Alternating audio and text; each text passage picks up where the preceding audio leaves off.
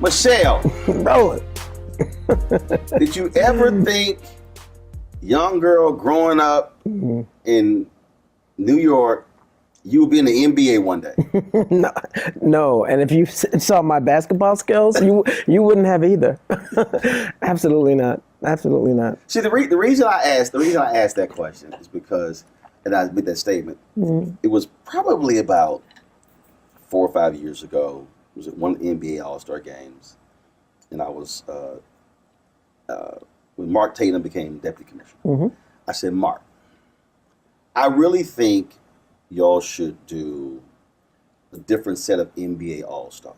He was like, what do you mean? I said, you should do. I said, especially for young black kids.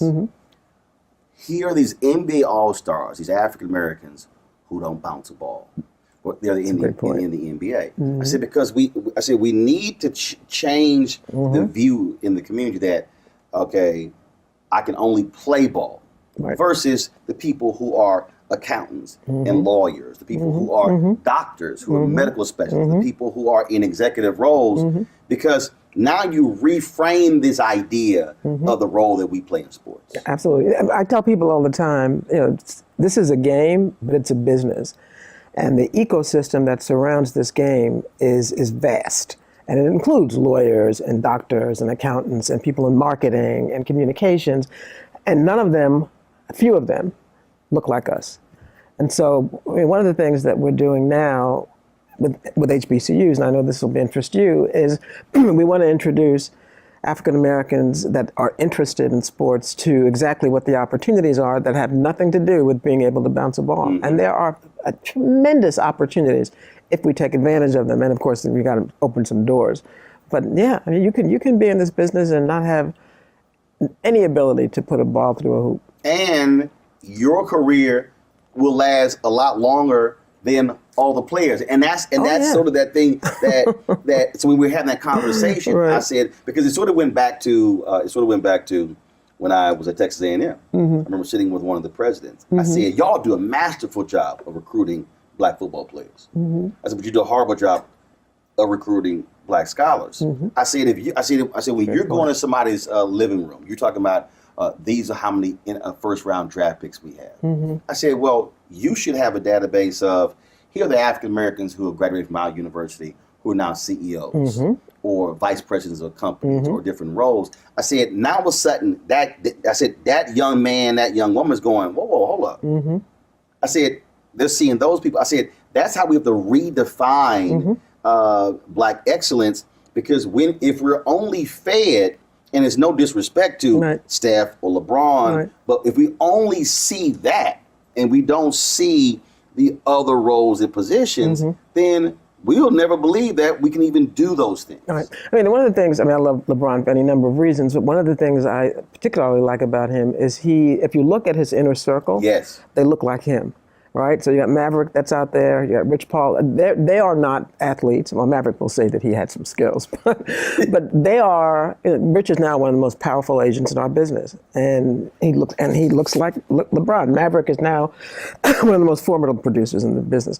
So yeah, there are opportunities. We just don't know about it, and part of what we want. You don't know. You don't know. But you don't know. You don't know. But yeah, I mean, this ecosystem is unbelievable. Security, obviously communications, transportation. I mean, catering. I mean, it's a business. It's a huge business, and even here, the contracting that we do just to support the union. It took me a minute to make sure people understood that I was serious, but I said, I'm serious. they have to look like the men that are paying them, right? I mean, 95% of my bosses are African American.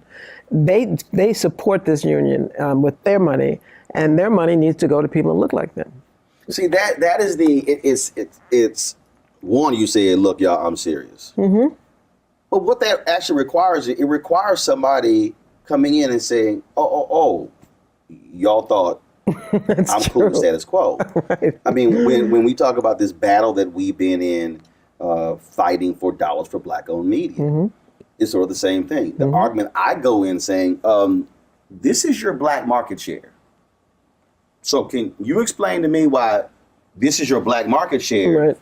but Black-owned media is getting 0.5 or 1% of your ad dollars? Mm-hmm. No, and that's that great scene. There's a great scene from the movie Malcolm X, which I love, when Brother Johnson he was beaten by the cops, and mm-hmm. Denzel played Malcolm X, said, right.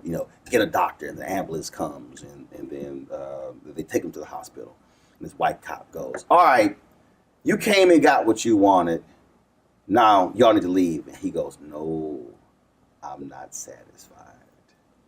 And that to me right. has to be our thing as African American. Mm-hmm. No. Mm-hmm.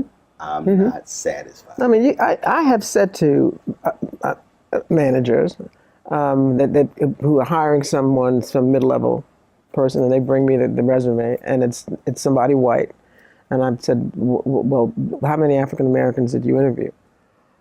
Well, I said, no, I didn't ask you that. I asked you, how many did you interview? Right. Well, none. Why not? Well, none applied. I said, did you look? What headhunter are you using? And I just refused to hire. I just said, no, unless you can demonstrate that you have looked at a diverse candidate, a diverse pool of right. candidates, I'm not accepting this hire. And go back, and you can even come back to me with someone that's white and say, look, Michele, this is the person I think is the best right. qualified, but that you don't even look. Right, you're gonna make an effort. Absolutely. So that's unacceptable. Tomlin, I think he's right behind Bill Belichick in terms mm-hmm. of most consecutive years being employed. Yeah. Mike Tomlin was not on the initial list because of the Rooney Rule. Unbelievable. Rooney, owner of the Steelers. Right. Tomlin got the interview, and in the interview, they were like, yo, amazing. This cat's, and now he's the second longest tenured coach in the NFL. There you go. He doesn't get that shot mm-hmm. if you don't have that Rooney Rule. Mm-hmm. So what you're saying is like, yo, there's gonna be a Rooney Rule mm-hmm. without me calling it Rooney mm-hmm. Rule. Mm-hmm. And I mean, I think back Chris Rock when he criticized Lorne Michaels at SNL. He said, look, y'all got to go look for talent outside of Second City. Exactly. Or the people who you hang out with. Exactly. And that is the thing that. It is the lack of access. Mm-hmm, mm-hmm. Not that we can't do it, mm-mm. but you do not have the access. And when they are hiring the same folk, mm-hmm. those folk are gonna hire the same folk. They're gonna lock down these 6 and 7 figure jobs, mm-hmm. and then we're sitting here going, well, what happened to us? Mm-hmm. Hell, mm-hmm. you don't get the call. Yeah, I mean, I was talking to somebody a couple of weeks ago who was on the board of a publicly traded company, and said, if I'm not the one who asks these questions about diversity, no one is going to be asking those questions about diversity. So those of us that are on boards, you look around at the senior management team at the company whose board you serve on, ask the question, because clearly no one else has. No one. Right. And the thing, and see what I've been saying, and I've made it clear to some black people who sit on boards. Mm-hmm. If y'all don't say anything, mm-hmm. I'm gonna call y'all publicly. Good. Because the deal is, the fight that many people, whether it was Reverend Jesse Jackson, whether mm-hmm. it was Earl Graves, mm-hmm. whether it was others, the fight wasn't for you to get on the board right. and for you to be personally enriched and for you to be hooked up. Exactly. The point was for you to get on the board to open the door. Precisely. For everybody else. That was the whole point. And I'm sitting here going, how can you be black? I've communicated with some black board members. I'm mm-hmm. like, hold up. You got to ask. Mm-hmm. How much we're doing in contracting? Yeah. Show me the list. Right. And I went down all, because they thought I was just talking about advertising. I said, no. I said, all these different contracts are going, are they going to black people? I'm like, what the hell are you doing? I'm like, I said, they can't tell you no. Exactly, you're a board member. Right. If we don't do it, it's not going to be done. It's not going to be done.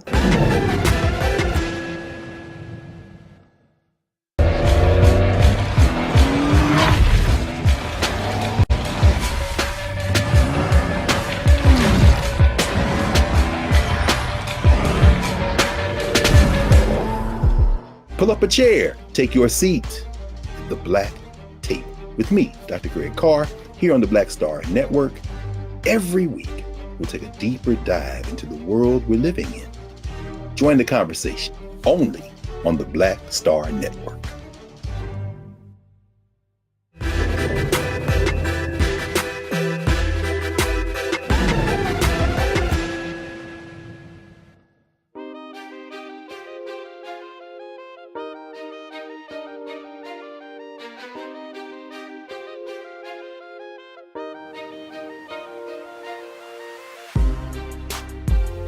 I got on the board and they stupidly made me head of the, well, I say stupidly, but not really, asked me to chair the Nom and Gov committee. I said, okay. We got 2 new black board members. Right, which we can have more than one. That's the other thing. Because I'm not here to just be the fly in the buttermilk, right? I said, if you're bringing me on because you want to check a box, then bring somebody else on. If you're bringing me on because you actually care about diversity and inclusion and want me to help you, then we've got a deal. But I am going to do this. Understand? I'm going to do this. And so, so far so good. But it scares me a little bit when I think about the number of places that we don't have an ability to make a difference, and then the opportunities that we ignore because we're so thrilled that we're in the room, right? Yeah. But my view has always been, let me in the room, then. Well, was that James Brown saying? See, James Brown's song, "Don't Hand Me Nothing," just open the door, I'll get it myself. And see, and that's it. Bob Johnson had he said, you got to be in the deal flow. He said, bottom line is, if you're not in the room, you're not in the deal flow. You're not aware of the conversation. You're not aware of, and not even at the board meeting, it's the conversations when you're traveling there, when you're eating, and then, at the dinners. Hey folks, I want to bring you in on this deal or this deal, and that's where it operates, because the frustration when we talk about when you said 95% of my bosses are black. When we think about black-owned business, and frankly, I'm gonna call this a black-owned business. It is. 95% of black-owned businesses in America, $5 million in revenue or less. Pre-COVID, we had 2.6 million black-owned businesses. 2.5 million had one employee. Doing an average revenue of $54,000. Wow. So when we talk about our ability to create jobs and create wealth, we're talking about literally 95% of all of our black-owned businesses really not been sole proprietors. And I'll hear sisters say, "Oh, black women are starting business at a fast rate." I said, I said, y'all, no disrespect to any of them, it's not a business if it's just one person. And talk about small business. Wow. Right. No, it's not. You're just paying yourself. Right. And then what happened when COVID hit? People are like, well, 41% black businesses lost. I'm like, yeah, because you got to go back to that other number. So we couldn't apply for PPP loans because that required you to have full-time employees. I didn't even know that. Wow. Yeah, you couldn't even with me, I had, at that point, I think I had 11, but only 5 were full-time. I had others who were contractors who worked every day. Apply for that. The PPP loans did not apply to contractors. So we could have submitted a $260,000, $280,000 request, only submitted $38,000. So again, how the rules are set up.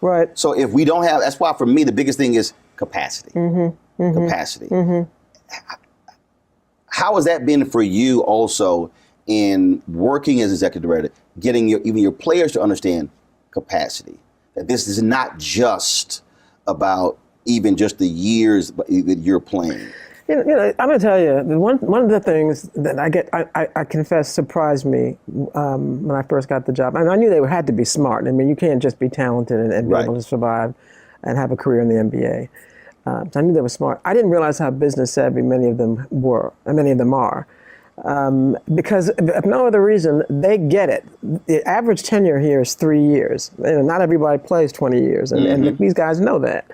And so there's a certain urgency about expanding their ability to generate revenue beyond the time that they're going to be actually bouncing the ball.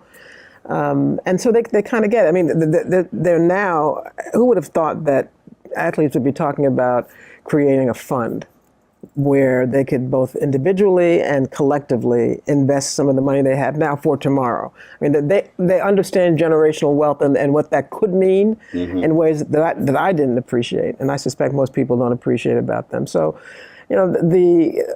when we talk about ways to deal with your individual brand and market your individual brand, we have the players' attention.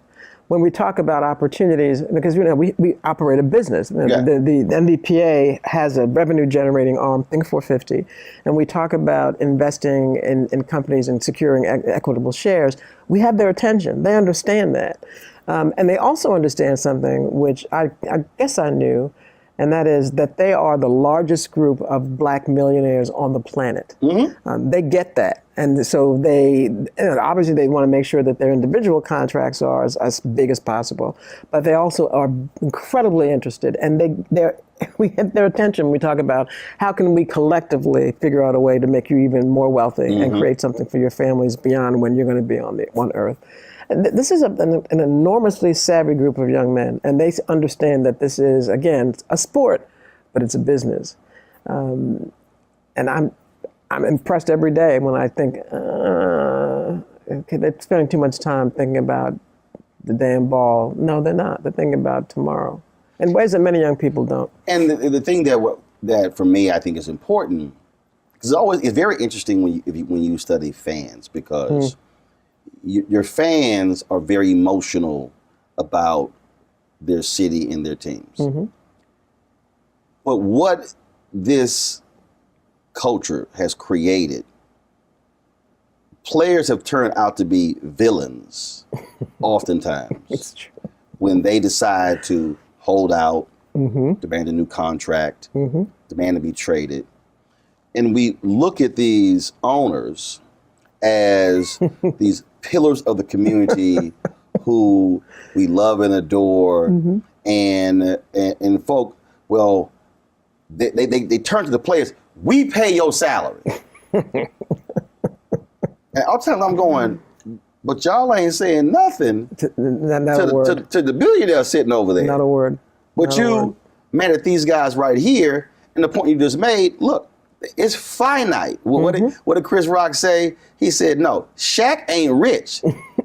The dude who paying Shaq, he rich. Incredible. And we dropped it. And that's the thing. And it's always a trip to me when I hear fans who never want to deal with the business of the business. And I always say, you ain't playing.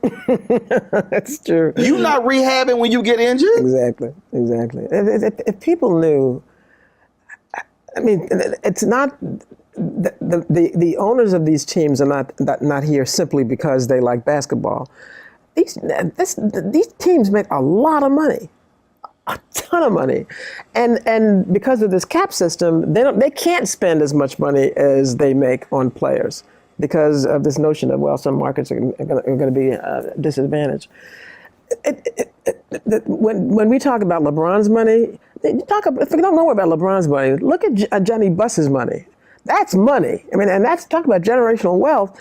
She was rich before she was born, right? So it is.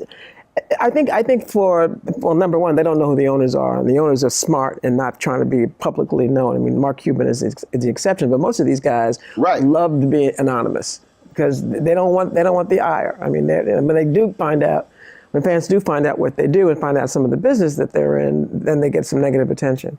But because they know who the players are, there's a familiarity that they believe that they have, and the right to criticize that they don't even consider. Ain't nobody wearing the jersey of an owner. No. But, and I'm take that back. You are wearing the jersey of an owner, but ain't no owner's name on the back of that jersey. Not on the back of it, but I tell you, he's getting paid a lot of money because of that jersey. Right. I don't know that we'll ever really resolve that, except to remind the community that as wealthy as these guys are, you know that whoever's writing that check is not going broke because he wrote that check. To think that Roger Goodell makes Good Lord. Roger Goodell makes more per year than any single player. It is. He make more than some teams. I mean, he is. Let's say well compensated. I don't know what Adam makes, but these commissioners are not hungry. They're not hungry. Again, it's a business, and that is the thing that I don't care what the industry is. I often, when I'm talking to people, I say, y'all, you better understand the business of your business, because it's not about. For me, it's not about, people like, oh my God, that really looked great. I'm like, yeah, but you better understand how much that tripod, that camera, that slider, how much that costs, how much the staffing costs. I said that's the business of the business. That's exactly. And if you fall in love with just the craft, I remember, I would probably say a generation ago, you would hear players always talk about, look, I just want to play ball. Okay. That's fine, but as you said, it's finite. What you gonna do when you retire at 32, 34? Right. And that's another 30, 40, 50 years of life. And every day they're one injury away from being done. I mean, football's worse because it's the level of physical contact, but these guys know. I mean, there are players that had a great 2 to 3 years, and then just before they're about to sign that big contract, they got hurt. Brother, my goodness, was one of the best. Brandon Roy, Portland. Knees Gone. Shot. That's it. You're done. I mean, one of the things that football always says that they envy about basketball is that our contracts are guaranteed, and and they're right. But they're guaranteed up until they expire, and when they expire, that's it. That's it. It's incredible to think. I mean, I'm going to retire, but I'm 65. It's incredible for me to think every day that someone that's 40 years old is like deemed, an old man that's still able to play. And he's the lucky one, because a lot of these guys that we would call them vets, they're 30. Yeah. They're 30 years old. Oh yeah. I mean, I think back. I look at how long Kevin Willis played. I think how long Moses Malone played. They're you talking about, there are very few guys who are playing past 35. But to think you're 31 and your career is over is crazy. It's insane. It's absolutely insane, but it's the reality for these guys. I mean, every year I've had to learn who the rookies are. But sad, and I do. I spend a lot of time so that when I meet them, I know all about them.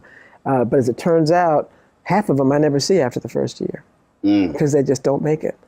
And we bring in 60 bodies every year, and 40 of them, if they're lucky, they're still here year 2. Many of them end up in the G League or end up going overseas, and they're not making any money there. And those that survive here, you got to make it to that second contract to get paid. It is a transient business, and if these guys didn't appreciate the fact that they could be one and done at any moment, then they'd be foolish. I tell them, if you just try to survive at least 3 years, because there's some things that you can get. One of the things you can get is you can get health insurance for life because this union pays for that. But you got to put in 3 years. Well, a lot of guys just don't. They can't do it. Not 3 years overseas. Right. 3 years with an NBA 3 years contract. with an NBA contract. It's scary to me that many of these men are going to be in terrible shape 10, 15 years from now, because they won't be able to play any longer, and they won't have been able to have a successful career in the NBA. And this is it. So you got to have a fallback. I was meeting with a team, I think it was a Monday, where 4 of them have started a business with these NFTs. I could not be more pleased. They're not marquee guys, right? But they saw the NFT thing, and they ended up getting a business plan. They've got some funding, and they're preparing for life after basketball. There you go. And we need to encourage a lot more of that, because there's going to be life after basketball. I tell all of them, I don't care if you play 2 years or 20 years. At some point, you will be a former basketball player. What you going to do then? How you going to eat?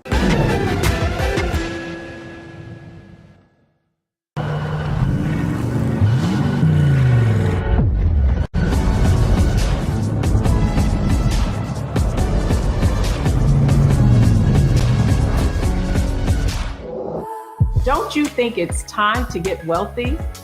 I'm Deborah Owens, America's Wealth Coach, and my new show on the Black Star Network focuses on the things your financial advisor or bank isn't telling you. So watch Get Wealthy on the Black Star Network.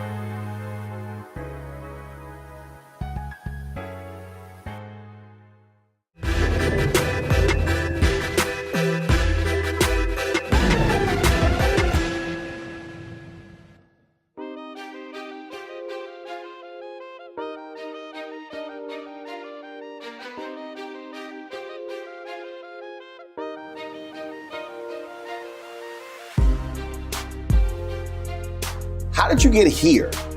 Because it's not like, okay, there's a curriculum to say, I want to run a players union. No, there was no curriculum, and there was no plan. I mean, I was happily trying cases in my life before. I was a trial lawyer representing, frankly, Fortune 100 companies in class action litigation, doing a lot of commercial stuff, long trials. And literally by coincidence, I had a case that settled that I thought was going to be in trial for about a month and a half. And when that happens, you suddenly have a lot of free time. And I had time to read a newspaper, right? And I read about my predecessor being fired. And to be honest with you, Roland, I wasn't even aware that there was a Players Association. I mean, I didn't know they were unionized. I had no idea. I said, oh, they got a union? That's cool. I didn't know anything about this union. The only union work I did, I represented union officials who were indicted. So I had no labor law experience to speak of. So I'm reading about this, and I always loved basketball. I never played, but I always loved basketball. And so when I read about it, I said, that's a cool job, man, wow. And I knew the guy that had the job was a lawyer, and I said, wow, that's an interesting thing. And I just knew they'd find someone within, a couple of weeks, months, whatever, to replace him. Put it away, didn't think about it. And maybe 4 or 5 months later, read again that they were still looking. And I said, what? They couldn't find. Well, I said, what's up with that? And only because of the internet did I have the ability to take a look and just look under the hood. And I said, that's a really cool job. I can play with players. And I began to understand the business a little bit more. And the more I looked at it, the more I said, Michele, you can do this.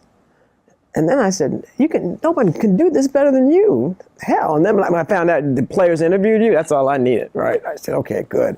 So I'm going to be interviewed by Steph Curry, Chris Paul. I couldn't wait. And of course, work as a public defender, you were used to working with brothers. Oh, absolutely. And it was, and to be honest with you, it was a way to return to working with brothers, because after being a public defender, I went into different areas of the law. And by the time, before I got to this job, I was representing, again, Fortune 100 companies. There weren't a whole lot of people that looked like me. They were my clients. Not Fortune 500. No, 100. 100. The ones that were really being sued. 400, I ain't even talking. Yes. I was at Skadden, a large law firm, and you had to be Fortune 100 to be able to pay our fees. So it was a way to get back to working for individuals again, and then black people. And the minute I started the interview process, I said, I got to have this job. This job is mine. How long was it? How long was that? So first of all, how did you just like, hey, I want to apply for this job? Well, I did. No, I found out that they had a search firm, right? So I contacted the search firm and said I'm just curious. And the guy that was running the search, coincidentally, that's what he said at least, was going to be in D.C. I lived in D.C. at the time. Was going to be in D.C. visiting his parents, and said, "Do you have time for a cup of coffee?" I said, "Sure." So I had coffee with him, and at that time I was telling him, "Well, I'm just curious." And he had done some due diligence on me, and he said, "Look, if you're really serious about this, you need to make up your mind, because we're down to the last couple of candidates. I'm going to present to the executive committee." I said, "Well, I'll let you know." He said, "Well, let me know by X, like Friday." And I was like, "Who are you talking to? Let you know by?" So I said to him, I said, "Look, I got a pretty nice gig, so if I do this, it's going to be something I'm going to do, but I can't be rushed." He said, "Well, I'm just telling you that if you want to do it." You're like, "You call me." right? But my arrogance was such, I said, I don't need this crap. I'm not going to make a decision like that on his turn. But I said, "Michele, you really want to do this?" And so I did it. I interviewed with the executive committee, the players. It was unbelievable. I'd never had a one-on-one with professional basketball players before, and I was completely blown away by their intelligence. Just completely blown away. And they were ready. I mean, they interviewed me like they were interviewing me. And either they done the homework or someone did it for them, and they read it, but they knew my book. And I guess the process took about 5 or 6 months, because I had to present to the players. I mean, we ended up presenting. There were 2 of us. Ended up presenting, and So you met with the executive committee. Right. When you say present to the players, right? All the players, Right. The board of player reps. I mean, they're probably. I think the first time I presented, there may have been about 120 players there. This huge ballroom, and it's not a normal interview. No, it was not. But I thought, I was a trial lawyer, so I just said this is just a very large jury. Right, Michele. there you go. Right. And then they weren't able to vote that night because it's long and complicated. But there was a group of agents that had a candidate that they wanted to have put before the players, and they found out at the last minute that candidate had not made the cut. So they cried foul, and all hell broke loose. And at that point, none of my clients knew I was doing this. And so it hit the papers. My clients found out. So I pulled out. I said, "Look, I don't need this." And then my clients were like, "Michele, this is great." Because they're all men, right? So they all thought that was the greatest job in the world, all these general counsel.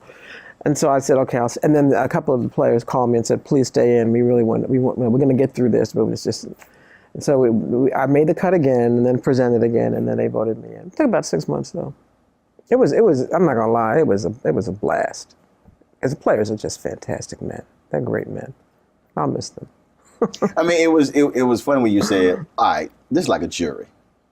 It really was. Like, I'm gonna pat myself a little bit on the back. I had a bit of a following in D.C., so it would many times be standing room only to come into my courtrooms and watch me work. So I was used to it. Mm-hmm. And then all of a sudden, then you get in. But what was a learning curve for you? Because again, first of all, you said, "Look, I just read it in the paper." Right. And all of a sudden, you come in and you're representing all these players. Right. And yes, you work with Fortune 100 companies, but this had to be totally different terrain. Yeah, I mean, as much as I thought I knew, if I had known how little I knew about the business, I probably would have not have done it, which is too bad because I think I've done it well. But it took more than a minute. And there were several things that were going on. I mean, they voted me in, but there was still a lot of bad blood because of what happened with my predecessor. Mm-hmm. So I and the team that I ultimately hired had to spend a lot of time, just gaining the trust and credibility of the players. But on top of that, I mean, you can read about the league and their org structure and the history of collective bargaining all day long, but until you're in those rooms with these men, principally men, you don't know what you don't know. The good news is, I've got it's not gotten me in trouble yet, but I've got an arrogance about my ability to manage, right? That I'm not intimidated by it. I mean, I just work harder, right? And so I don't think there are things that I've learned yesterday about this business, even though I've been doing it for over 7 years. And if I stayed, I'm sure I'd learn more. But like anything, you work hard enough, you can figure it out. And if you don't allow the kind of nonsense that is normally put in front of us to get in the way of your confidence, then you can do it. And then I got to say, I've had the support of the players in ways that I think I've earned, but without their support, it would not work. I mean, the league understands that I always tell the league, I take orders from the players, and I do, but I'm a trusted advisor. And when the issue comes up, when they ask Michele, what do you think? They really care what I think. Right. The league now has learned, they didn't know because they didn't know me and I was new, that what Michele thinks is probably going to end up ruining the day. So we need to respect her and get her on our side, and if we don't, then we know we're not going to prevail. I mean, I've had them try to go behind my back and talk to players. That never works. It's amusing because the players always call me and say, so and so called me. And I said, yeah, I thought he might. So it's not easy, but nothing worth it is. I mean, I've never had any job that I thought was easy. When I thought it was easy, I left. What's the point? But this is even more different because you have this thing called the NBA, mm-hmm. but without the players, there is no NBA. There's no league. So you're talking about partners, but unlike another business, it's really two separate businesses. Or if you want to use all the teams of individual businesses, mm-hmm. it's like no, you've got the players, then there's the league, mm-hmm. and without the players, ain't no league, and without the league, player got nowhere to play. Mm-hmm. So you've got to; these forces have to merge, and y'all got to come to an agreement in terms of how we're gonna move forward. Mm-hmm. That's a whole lot of dancing and quite delicate dancing that you have to do. It is, and the leverage. You're right. The leverage that the players have is that we cannot be replaced. These are the best basketball players on the planet. If the league can't say, okay, you're all fired, we're going to get some more. Who's watching that, right? Right. Right. No one's going to do that. The leverage that the league has traditionally had is the money. Power. Right, because when they lock the players out, they stop the checks. Right. You can't get paid if you're not playing, and that's the deal. So the dance, if you will, is to make it not worth their while to lock us out, right? This game makes so much money. When I negotiated the CBA in 2016, the game was, they just negotiated this big TV deal, and everybody was popping champagne. I'll give it to the league. They won. That's a good damn deal. And I said, no one's making any money if you try locking these men out. So, and it was clear that we needed to get an increase in compensation for the players and some other things we wanted. And I said to Adam, I don't mind a fight. That's what I do. So, if y'all want to lose all this money, y'all want to swing? Right, let's do that. I mean, that's unacceptable. And I said, there's some things you can say are unacceptable, and I think I can probably believe it. But when I say that there's something unacceptable, you should also believe it and figure it out, right? I said, because at the end of the day, I know my guys aren't going to make any money if you lock us out, but you know what else? You're not either. And that's a lot of money. It's right. So much money. And as long as the money is being made, then we are able to act like partners. What's going to be a challenge in this next CBA is that that COVID has hit players and the teams. Right. And there will be some effort to figure out a way to claw it back. And I mean, as happy as I am to be retired, I kind of regret that I'm not going to be able to negotiate the next CBA because it's going to be a fight. Having said that, I'm watching these numbers. COVID notwithstanding, profits are returning. And my view, you don't want to stop this gravy train. Let's keep it going. Let's keep it moving. As you were talking about the money, power, leverage. I use an example all the time. I remember when when I'm talking about, I love when people talk about, oh man, this player is the most powerful player. And I was going, no, this player may have the most leverage and influence. And I use the example of Michael Jordan. Jordan was executive with the Washington Wizards. Goes back to play. He like, okay, I'm coming back to my man. I'm coming back to my job. Abe Pollan was like, nah, we good. Here's a $10 million check.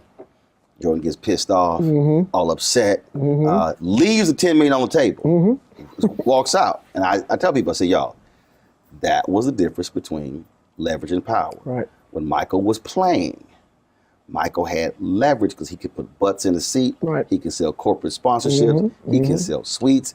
I said that was leverage. I said, but the person who owns is the person with the power. It's the truth. I remember I was in D.C. at the time. I couldn't believe it. When Jordan came to D.C., I mean, everybody was making money. Every game was sold out. The team that never made a profit. Right. Every game until he started playing. Until he started playing. Every game was sold out. I was a season ticket holder. I had people bidding for my season tickets, right? But I didn't want to let go. I don't want to let them go. But I could have tripled, quadrupled the amount of money I got. And the restaurants were booming. It was unbelievable. I had never seen anyone move a city the way Michael Jordan did. But if you're right, at the end of the day, and he came back because he was, the truth be told, he's supposed to get a piece of the Wizards, and Poland just crapped on him. Poland sent him back and said, nope, I don't want you to have part of my team. I'm keeping my team. And I said, he did that to Michael Jordan?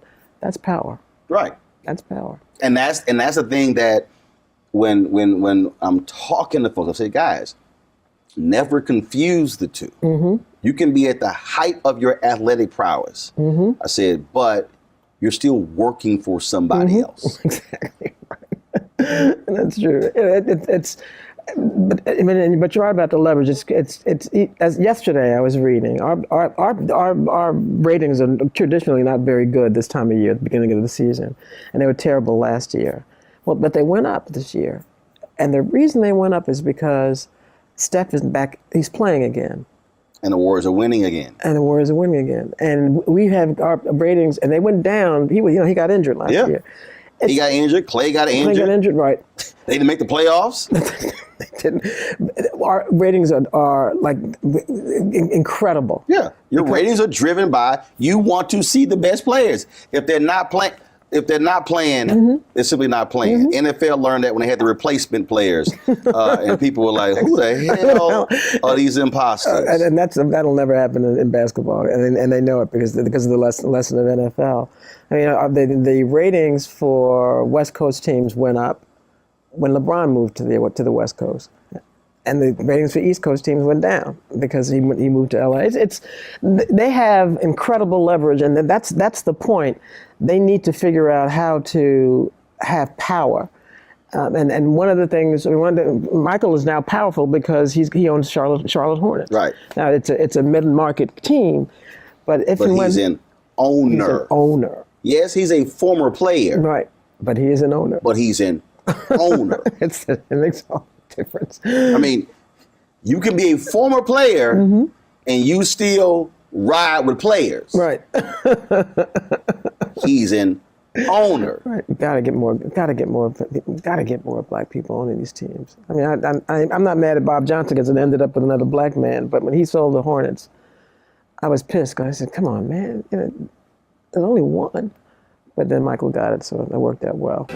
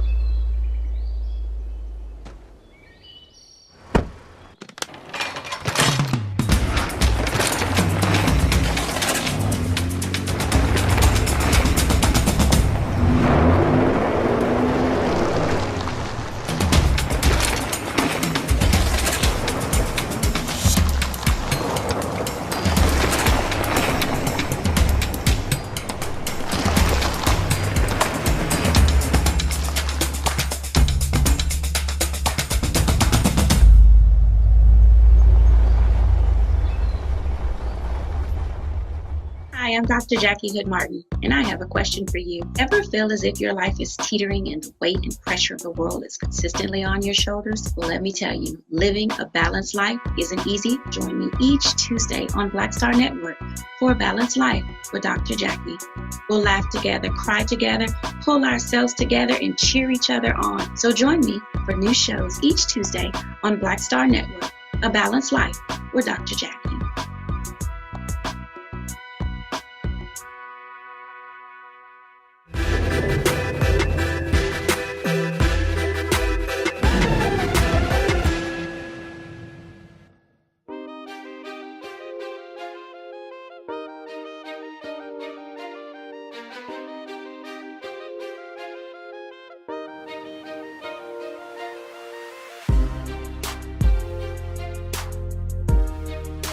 The as you were talking about it, we talked about leveraging that power. And you talking about, oh look, they gotta have the players. It's one of my favorite movies, primarily because Steven Soderbergh shot the entire movie with an iPhone.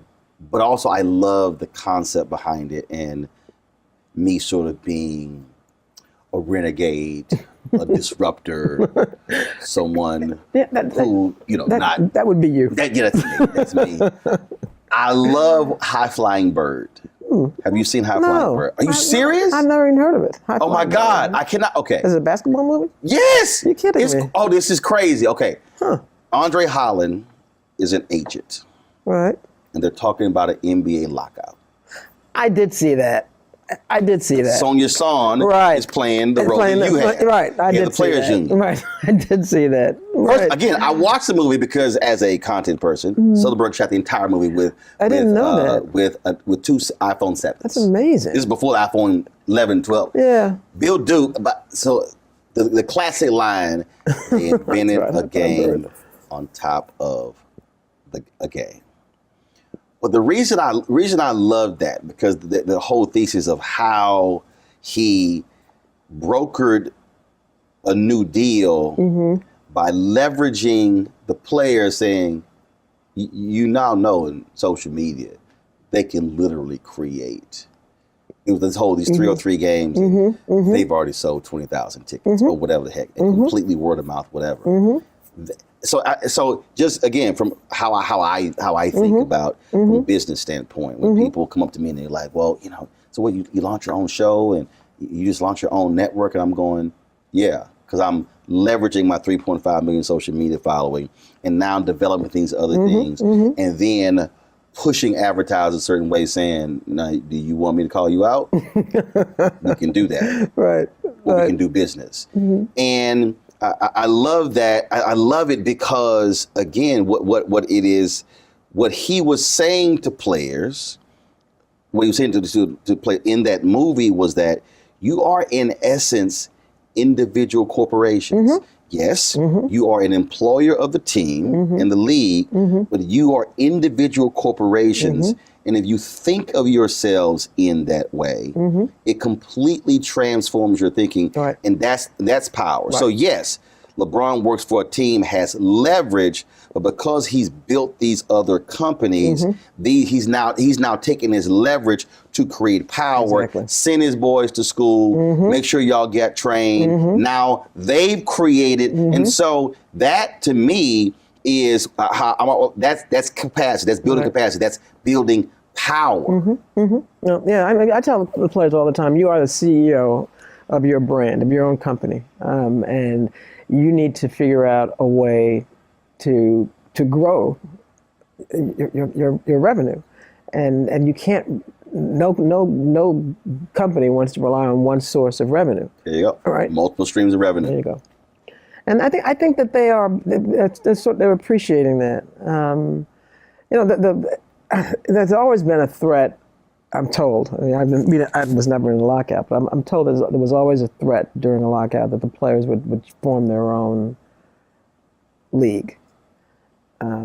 One of the things, and maybe that'll happen one day. Hopefully, there will never be another lockout, so they won't have to do that. But when players talk to me about, like, one day I want to own a team, I absolutely encourage it. But I also say, you can start now by getting an AAU team, and they have a whole AAU market that is not people, they're either very good or not so great. But that's how you can start, at that level. You may have used this, but so you take hotels. So I've spoken different groups, and I spoke to one group, and they trying to get more black people in the hotel industry. And what's crazy is most of the brothers and sisters who want to buy a hotel, they're sort of thinking, let's say, the hotel equivalent of an NBA team. That is that large hotel that's in downtown Chicago, downtown Houston, downtown, all the different places, when those are not the most profitable hotels. So I'm sitting there speaking to them, and they're like, no. They said, the most profitable hotels is that hotel that's on the highway that's going to have 85% occupancy. Right.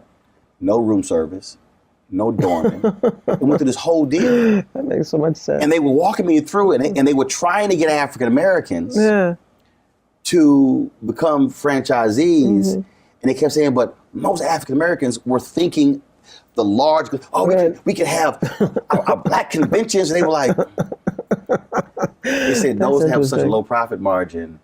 And it's literally what you were just saying. No. I hear you on that one, but that small little team there is equivalent to that small hotel that's actually a bigger profit generator, and you can build from there. Exactly. It was fascinating talking to them about hotels. Yeah, well, that's interesting. That makes sense. No, it's true. I mean, I was talking to the commissioner of SAIC about how few former players even consider who want to coach will go to a high school before they'll consider coaching at an HBCU, which makes no sense to me. And so one of the things that we did was we started this thing called, we had a top 100 program where we have high school students from all over the country, mostly the elite kids that come to our camp in the summer. And the attraction is that we have some of our players are coaches. So we did a top 50 for HBCUs. And we had to stop because of COVID, but we're going to resume it on this coming summer. But as we were talking about the program, there were literally players that said, well, some of the veterans we were talking to, and they said, did they hire coaches at these colleges? I said, what the fuck is, what do you mean? Of course they do.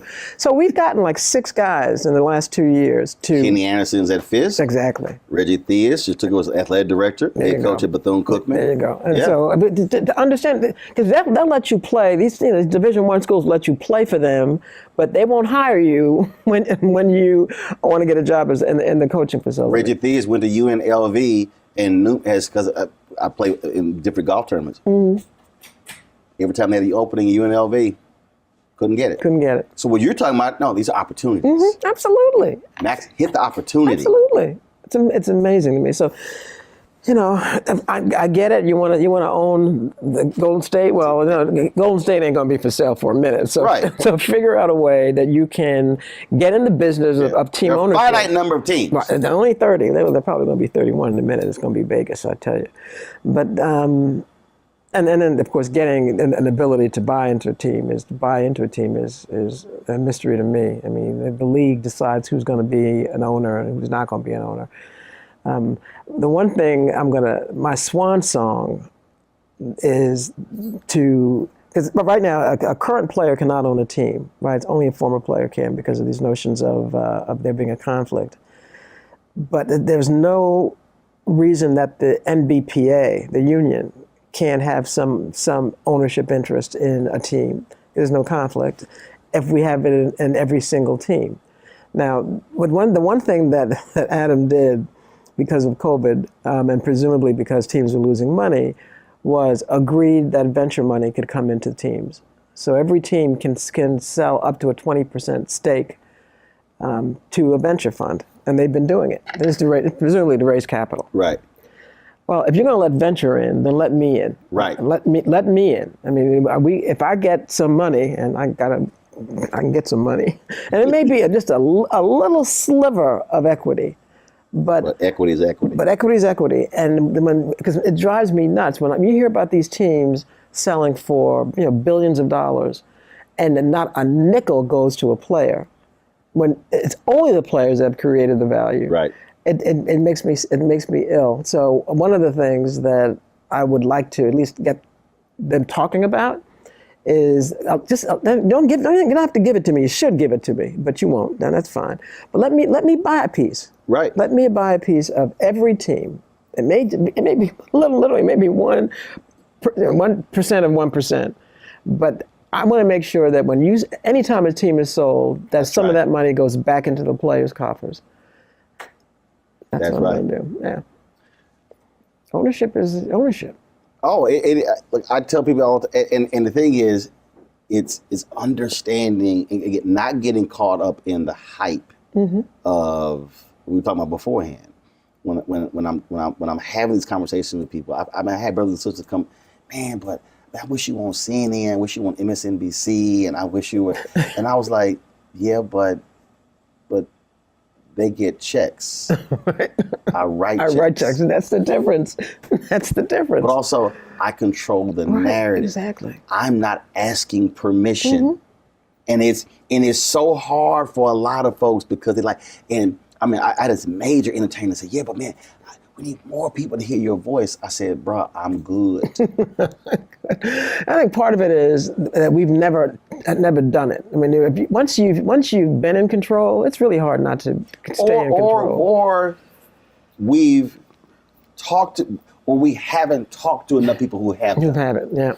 Then understand how it goes. Yeah. And that's the thing, and I think that's the, my first job, my first paid media job, working for a black newspaper. See? For Houston Defender. So Southern Messiah Giles owned the paper. So I saw her saying, yes, that's running. No, that's not. That's true. I saw it. Right. So I saw she owned it. Yeah. My grandmother owned a catering business. I worked with her since I was 7 years old. So see, owning it. And that's the thing that it's just a different, and once people get out of the hype of, yes, white validation, and you go, no, owning is owning. It really is. Like, if I decide to go to Hawaii for 3 weeks, I can go. And we'll be fine. Exactly. But it is, but I think for a lot of people, it's still but how many are going to know, and how many will see it?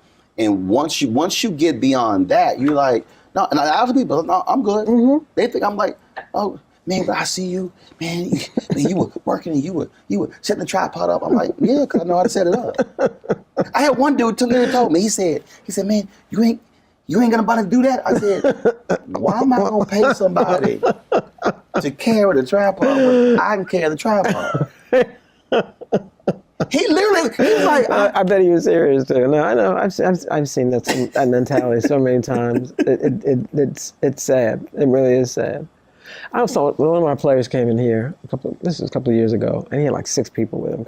And I said, well, you're traveling kind of deep, aren't you? He said, well, this is my team. So he had this one woman there. I said, what does she do? He said, well, she's here if I need a massage. And I wasn't trying to get in his personal business. Right. I said, how often do you get a massage? Every day? He said, nah, not that often. I said, so why? Were you just paying her just to be here? Yeah, just in case I need a massage. I said, sweetheart, you don't make that kind of money. You just don't make that kind of money. That is ridiculous. You're gonna pay this woman, and I'm sure she's happy to do it. You're gonna pay someone just in case you want a massage, and she travels with you everywhere you go? I'd rather you say you're sleeping with her, right? Than say that you're just paying her just in case I need a massage. So you don't make that kind of money. Don't be a fool. Don't be an idiot. And I tell them all the time, look, you can do anything you want to with your money, but ask yourself if this is something that you really need. If you don't need it, why would you do that? Look, we might have a shoot, and I'm going, how many people do we need? What they doing? Right. It's true. Half day, full day. I'm not about to sit here and pay. In fact, flying here, it was so funny. flying here.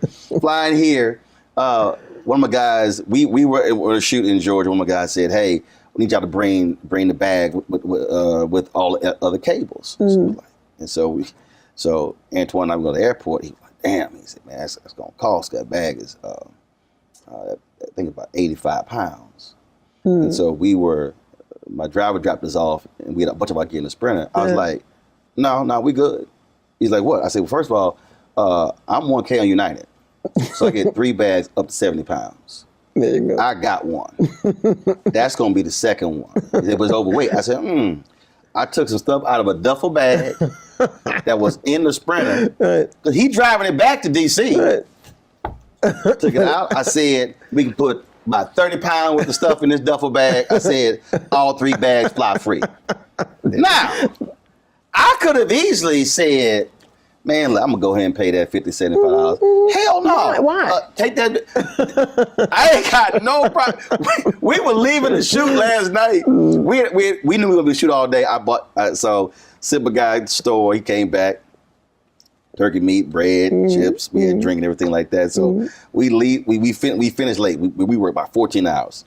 So I was like, look, we leaving here by 9. We packing up by 9:30. I was like, all right. I know something is small. This small thing doesn't open. I was like, because it's a bathroom, refrigerator, and microwave in the Sprinter. Wow. I said, hold up. Before we leave, I'll fix my sandwich and everything. I was like, look, y'all can stop anywhere y'all want to get something to eat. I'm good. I already ate. Man, by the time we drove to Jacksonville, stuff was closed because of COVID and everything. Antoine was like, damn, I guess I'm going to get hungry. I said, man, I tried to tell y'all fix that sandwich. I had no problem. There you go. Going back there, fixing my sandwich. I'm good. Sat down, ate. I went to bed full. But again, that's a different mindset. It's some folk don't have. That's incredible.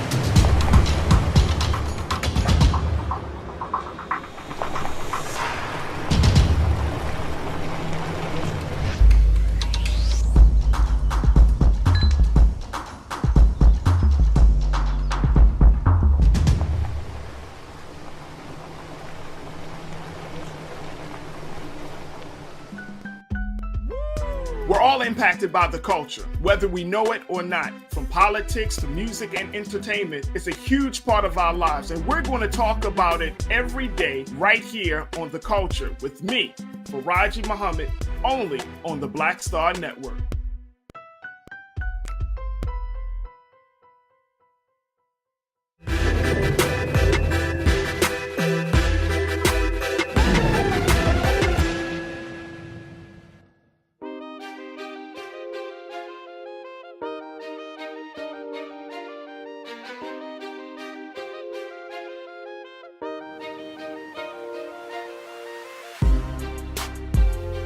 What you want to do next? Not much.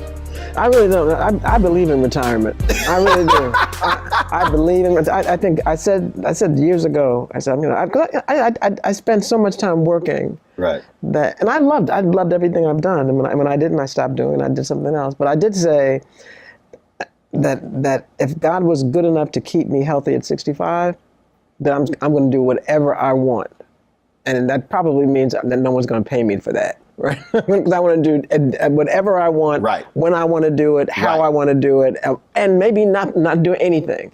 That's what I think retirement is. Right. So I'll be on a couple of boards just to keep my mind right. But I really do have a list of things I want to do. I want to. COVID lets me. I want to go do some traveling. I've gone a lot of places, but I've always been working. Right. You travel a lot, but now no. I'm gonna do some other kind of traveling. Exactly. The friends I've had that retired at 65 have no regrets. The friends I had that are still working, they claim that I think I'd die if I stopped working. Okay, well, I don't think I'm going to die. I think I'm going to live a little better. So no, I never wanted to die behind a desk. Never. I don't mind if you want to do that. That's fine. But I really do have a bucket list. I'm going to start checking some of that stuff off. Well, last question for you.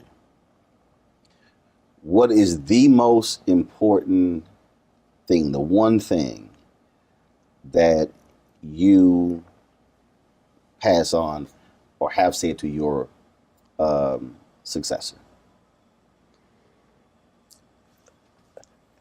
What I've said to her, and it turns out my successor is a black woman, and I'm really proud of that. And what I've said to my staff is, no matter the challenges that this job will bring, and it will, as long as you keep in mind that it's players first, and that's your mantra, that's your guiding post, the guiding light, then you will be fine. The minute you allow, and then you will be encouraged by the league, by the owners, by agents, to corporations, all that, to shortcut the player's interest, then you not only have you become a professional failure, but you fail the players. Even when I've had staff say, Michele, I think you need to give on that. My confidence never wavered because I knew this was in the best interest of the players. And so if you just keep that in mind and ask yourself, is this in the best interest of the players? If the answer is no, you're not doing that. Right. You're just not going to do it. And that's the way I've approached being a lawyer my entire professional life. What's in the best interest of my clients? And I'm singularly driven by that. So if you, it keeps you where you're supposed to be. One final question. If they just hit me. 30 years from now, 50 years from now, 100 years from now, a young girl, young boy, black, white, Hispanic, Asian, Native American, don't matter. They're going to be going, used to be they're going to go through a book. But they're going to be Googling or looking up something, and they're going to come across Michele Roberts. Wow, that was a black woman? Was it head of the Players Union? What do you want that person to know about Michele Roberts?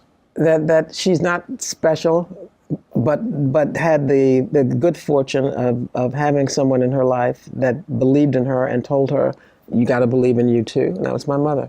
I mean, people used to say, Michele, you're really smart. I am smart, but I'm not special. I just never had someone not tell me when I was, being formulated as a young person that I was not good enough. I mean, my mother, I don't know where she got it from. Right. I have no idea. I mean, she didn't have a high school diploma.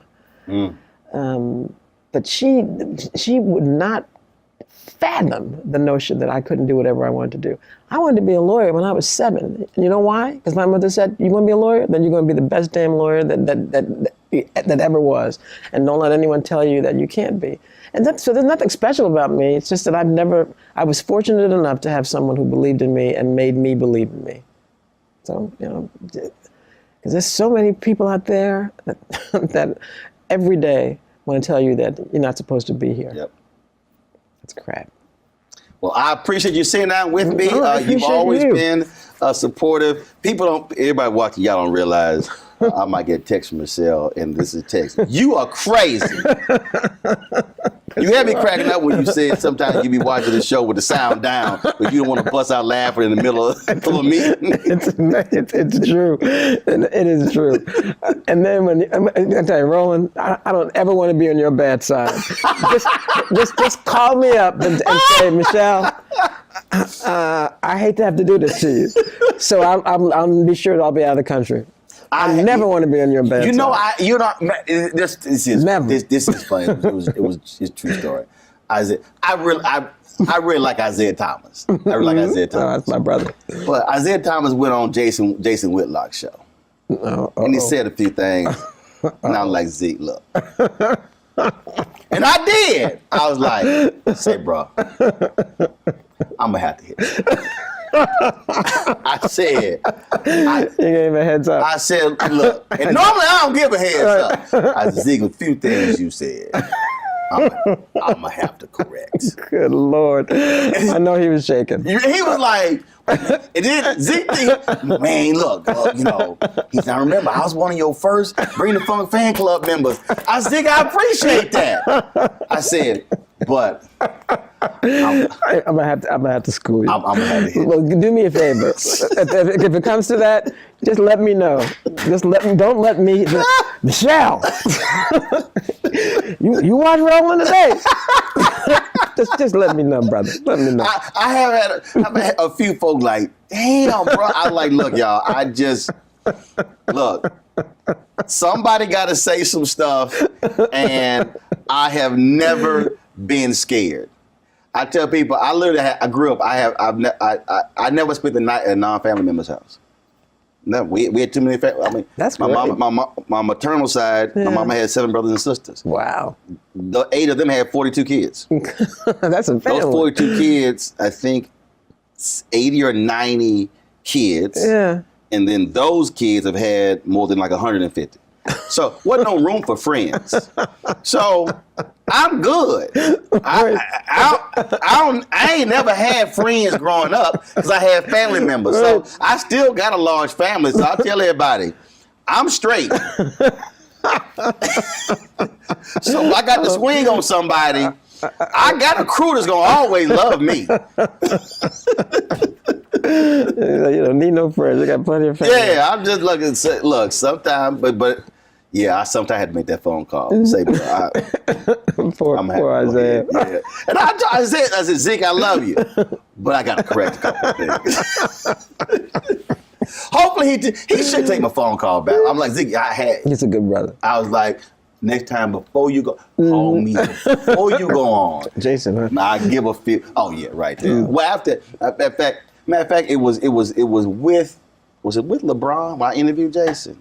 He tried to accuse all of us. Yeah, y'all all for clickbait and everything. Then he talking because I went to LA interview him. Blah blah blah blah. Then he goes, I said, well, why are you always talking about Cap and LeBron? Well, you know, the show is for ratings. I said, I'm sorry, hold up.